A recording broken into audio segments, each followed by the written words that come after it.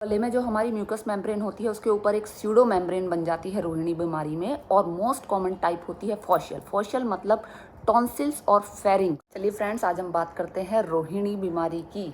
अब ये रोहिणी बीमारी कौन सी बीमारी है? बेसिकली इसका इंग्लिश में नाम है जो कि आपने भी सुना होगा, डिप्थीरिया। इसमें जो प्रॉब्लम होती है वो होती है गले में एक झिल्ली बनने की। झिल्ली बनती है बेसिकली हमारा जो थ्रोट होता है, अंदर से गले के अंदर एक मेम्ब्रेन होती है, उस मेम्ब्रेन के ऊपर एक स्यूडो मेम्ब्रेन बन जाती है।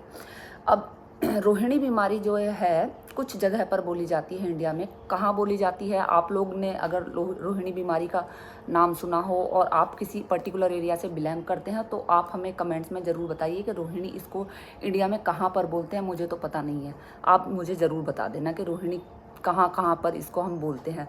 तो ये जो प्रॉब्लम है डिप्थीरिया की, बहुत ही एक गंभीर बीमारी है, और गंभीर ना होती तो हमारी सरकार भी इस पे इतना ध्यान नहीं देती। इसी वजह से सरकार ने अपने इम्यूनाइजेशन शेड्यूल में डीपीटी का टीका रखा है, जिसमें कि डिप्थीरिया के अगेंस्ट वैक्सीनेशन या इम्यूनिटी हम सोसाइटी में या कम्युनिटी में देते हैं लोगों को, ताकि वो इस बीमारी के लिए इम्यूनिटी अपनी बॉडी में जनरेट कर सके।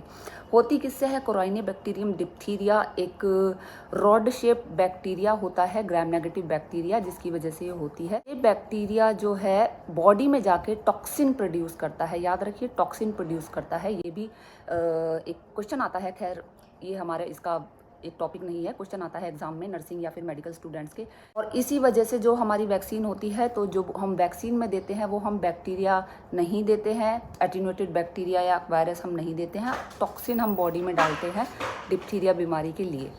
अब जो हमारी इंडिया में ये बीमारी एंडेमिक है।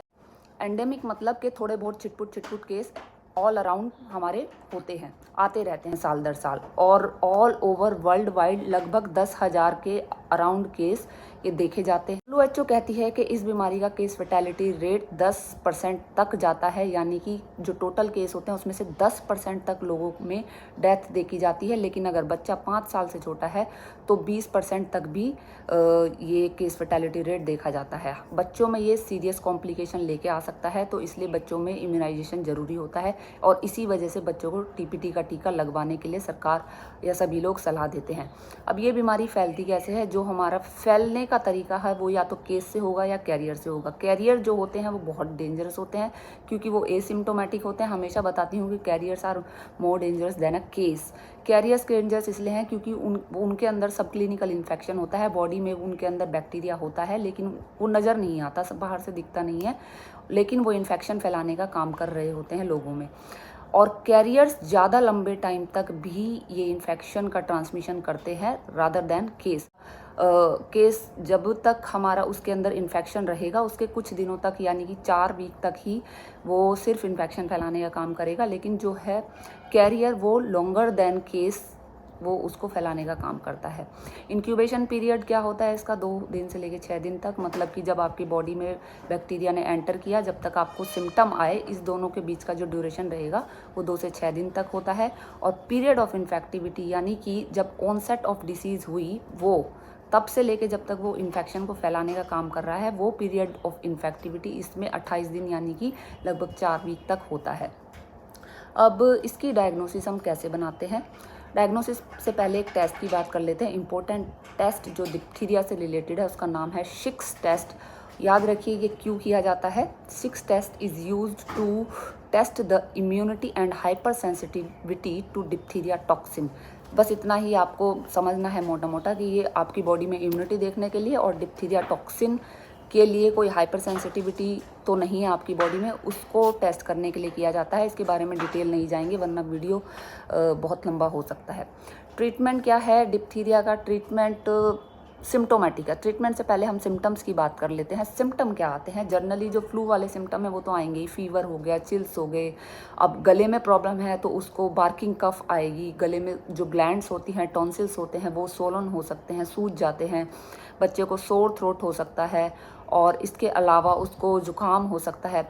कॉम्प्लिकेशंस भी हो सकते हैं इसके, मायोकार्डाइटिस और भी बहुत सारे कॉम्प्लिकेशन होते हैं। बट बेसिकली जो नॉर्मल केस होता है उसको यही प्रॉब्लम होती है। उसको गले में डिफ़िकल्टी इन स्वेलोइंग होएगी, ब्रीदिंग में डिफ़िकल्टी होगी, बुखार आएगा, नाक बहेगी और खांसी आएगी। खांसी खास तौर से बार्किंग कफ इसमें देखी जाती है। ये सारे प्रॉब्लम्स उसको होंगे। तो जब हमें डिप्थीरिया का ट्रीटमेंट करना है तो हमें कैसे करना है, जो भी ये सारे सिम्टम आ रहे हैं इस सारे सिम्टम्स को हमें ट्रीट करना है, यानी कि सिम्टोमेटिक ट्रीटमेंट हमें केस को देना है। और इससे बचने के लिए हमें डिप्थीरिया की वैक्सीन लगवानी है। और वैक्सीन में क्या होता है, मैंने अभी बताया था, वैक्सीन में होता है डिप्थीरिया एंटीटॉक्सिन, यानी कि जो बॉडी में टॉक्सिन प्रोड्यूस करता है उसका एंटीटॉक्सिन डिप्थीरिया के हमें देते हैं, हम लोगों को देते हैं।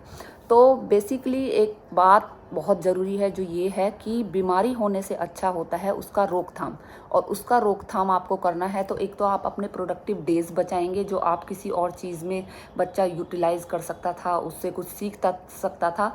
अदरवाइज़ वो क्या करेगा, अगर बीमारी हो जाएगी उसको तो वो उन दिनों को अपनी बीमारी में गंवा देगा, अच्छा महसूस नहीं कर पाएगा, तो वो कुछ सीखेगा नहीं, खेलेगा नहीं।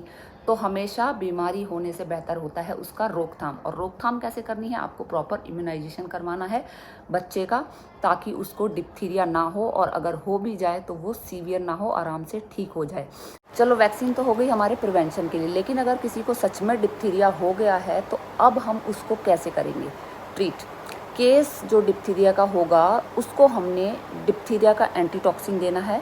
और एंटीटॉक्सिन की डोज कितनी देनी है वो आपका डॉक्टर डिसाइड करेगा, डिपेंडिंग अपॉन उसको नेज़ल डिप्थीरिया है, टॉन्सिलर है, नेज़ोफेरिंजियल है, या फेरिंजियल डिप्थीरिया है, या extensive spread of the disease है। तो उस केस में हमने डिप्थीरिया एंटीटॉक्सिन उस पेशेंट को देना है। डोज डिपेंड करेगी डॉक्टर के डिसीजन पे, डिपेंडिंग अपॉन कहाँ का उसको डिप्थीरिया है। साथ में उसको डिप्थीरिया के लिए हमने एंटीबायोटिक देनी है।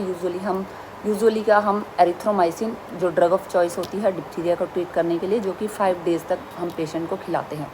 अब जो कैरियर्स होते हैं डिप्थीरिया के, कैरियर्स के लिए हमने यही एंटीबायोटिक यानी कि एरिथ्रोमाइसिन, उसको ओरल एरिथ्रोमाइसिन देंगे 10 दिन तक। नॉर्मली हम केस में क्या करेंगे, 5-6 दिन तक एंटीबायोटिक खिलाएंगे, लेकिन अगर डिप्थीरिया का केस है तो उसको हमने एरिथ्रोमाइसिन 10 डेज़ तक खिलानी। अगर वीडियो पसंद आई हो, जानकारी अच्छी लगी हो तो चैनल को सब्सक्राइब कीजिए, वीडियो को शेयर कीजिए लोगों तक, ताकि अवेयरनेस फैलाई जा सके।